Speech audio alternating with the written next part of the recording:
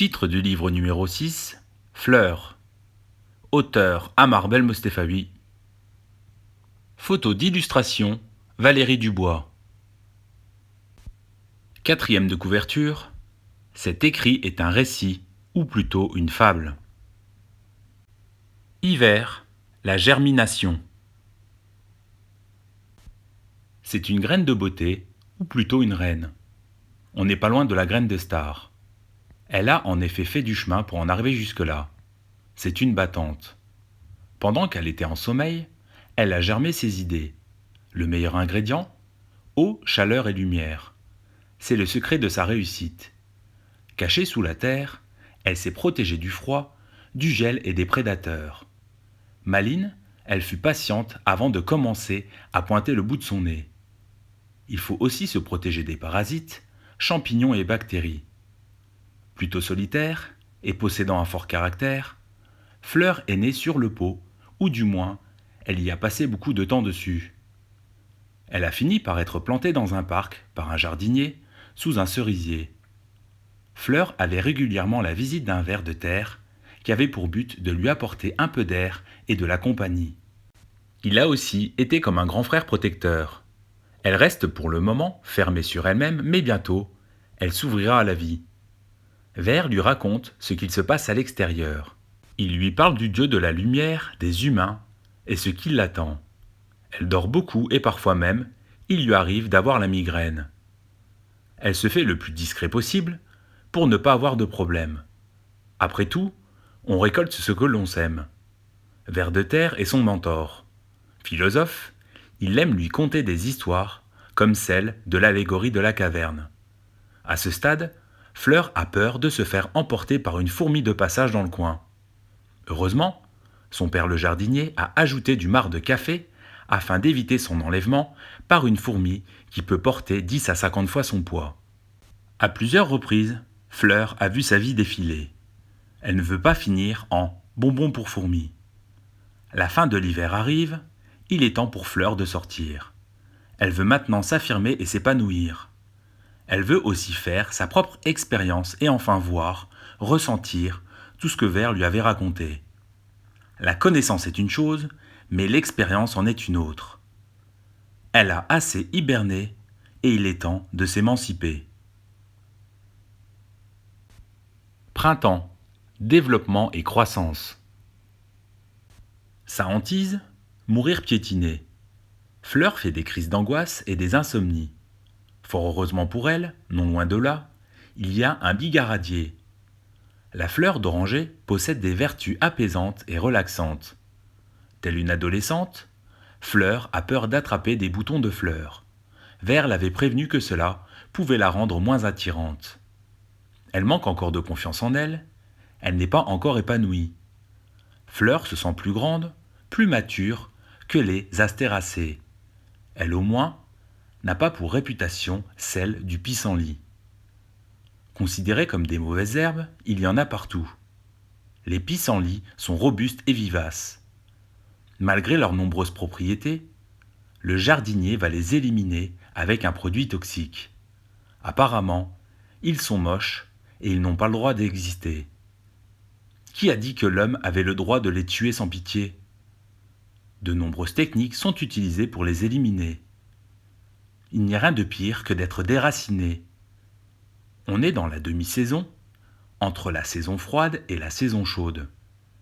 Il ne faut surtout pas que Fleur tombe malade à cause de la Sainte Glace. Tous les soirs, Fleur guette s'il y a le phénomène de la lune rousse. Fleur est un peu perdue. Un coup elle a chaud, un coup elle a froid. Mais elle a suivi les conseils de Ver à la lettre. Il n'a cessé de lui répéter « Au mois d'avril, ne te découvre pas d'un fil. Au mois de mai, tu fais ce qu'il te plaît. » Il y a une fleur du printemps qui l'énerve. Alors que Fleur peine à sortir de l'hiver, Narcisse fleurit et présente toutes ses couleurs. Blanche, jaune, rose, orange ou saumon. Dès qu'il pleut, ces fleurs n'hésitent pas à admirer leur propre reflet dans l'eau qui se trouve à même le sol. Narcisse pourrait en mourir noyé, mais rien ne semble l'arrêter. L'ego a pris le dessus. Narcisse passe son temps à se contempler et à s'admirer. D'après Vers, Narcisse était un humain qui a connu une malédiction et qui, hélas, a fini par dépérir. Un blasphème l'aurait transformé en fleur.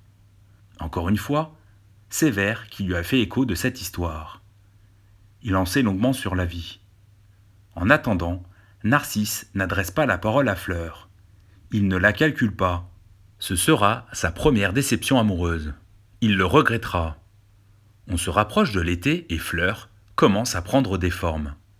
C'est le développement de son appareil végétatif. Racines, tiges et feuilles. Elle est en pleine croissance. Pendant trop longtemps, Fleur s'est mise au vert. Maintenant, elle aussi, elle veut plaire. Été, la floraison. Bien que distante, elle dégage de la couleur, de la chaleur et de la bonne humeur. Elle est attirante et elle le sait, elle en joue même. Tous les regards sont portés sur elle, mais au milieu de ce parc, très peu osent s'en approcher. Elle se tient droite et dégage une certaine prestance. D'entrée de jeu, elle refuse toute avance. Les sangsues et les escargots sont bannis de son cercle d'amis. Trop collants à son goût. Fleur se compare aux autres fleurs, qu'elle trouve énormes et qui sentent la cocotte. Fleur, de par sa couleur et sa bonne odeur, attire. En cette saison, sa hantise est de se faire cueillir et finir près d'une fenêtre dans un verre d'eau. Elle reste optimiste et elle voit le verre à moitié plein plutôt que celui à moitié vide. Son objectif ? Durer et même perdurer. Elle ne laisse que les abeilles s'approcher d'elle. Sa couleur vive les attire et elle ne veut qu'une chose, la pollinisation. Elle tolère aussi les papillons. Ils sont éphémères et elle les laisse se nourrir de son nectar.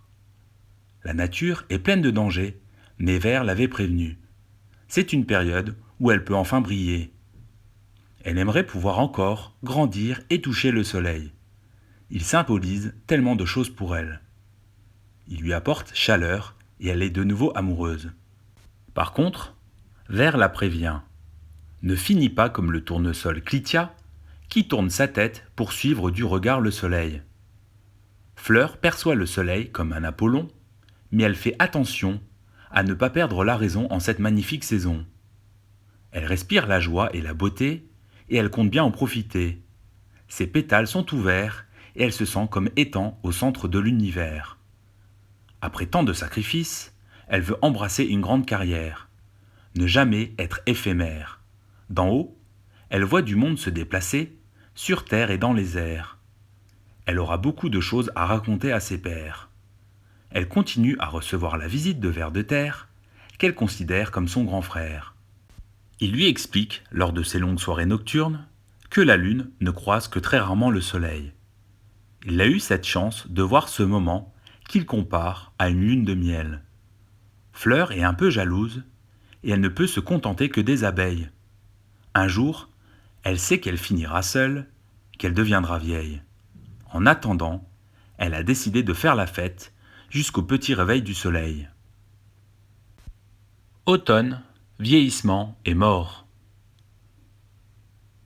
Fleur est fleur bleue, elle est sentimentale et repense à cet été passé qu'elle a vécu et qui était magnifique. Malheureusement, le paysage a tendance à changer, les feuilles des arbres changent de couleur, tombent et bizarrement, certaines fleurs se mettent à fleurir. Apparemment, certaines n'ont pas le même cycle de vie. Pendant que certaines disparaissent, d'autres apparaissent. Vers l'avait prévenu. Fleur possède un cycle annuel. Fleur se sent flétrir et elle ne va pas tarder à perdre ses pétales.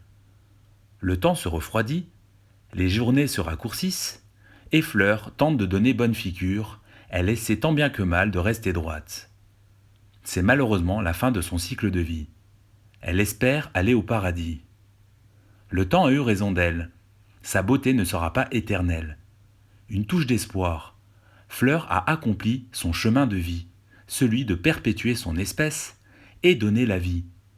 Fleur n'est pas née de la dernière pluie, et elle aura dispersé des graines ici et là. La fête, elle l'aura faite, mais il est temps de la mise en bière. Très terre à terre, Vert l'avait prévenu, tout ce qui sort de terre finit par y retourner, mais grâce à Fleur, la vie va continuer. Fleur aura apporté son grain de sel et elle aura fortement contribué à la continuité de la vie. Elle espère avoir au moins une fille qu'elle nommera Florine. La mort de cette belle plante sera marquée dans tous les esprits. En été, elle avait posé fièrement pour un peintre qui avait dessiné ces belles courbes. Elle en était fière. Contrairement à d'autres, elle avait embrassé une carrière de modèle. Maintenant, sa beauté et sa santé déclinent. De par son expérience terrain, Vert tente de la rassurer en lui expliquant que même les humains finissent de la même manière. Il restera avec elle à ses côtés, car ses heures sont comptées. Vert expliqua à Fleur que la mythologie stipule que c'est Chronos qui est le maître de l'espace-temps et de la destinée. Vert va prier ce dieu en espérant que ce dernier va accepter de la faire durer. Après tout, Vert est comme son grand frère. Avant de partir, Fleur posa une question à Vert. Pourquoi venir sur Terre si c'est pour finir 6 pieds sous terre? Vert lui expliqua que malheureusement, tout et tout le monde est passager et que c'est l'un des grands mystères de notre univers. Fleur avait un prénom que son père le jardinier lui avait donné. Elle s'appelait Anatolée. C'est déjà la fin de ce récit, mais sans la présence de Vert qui rythmait ce récit.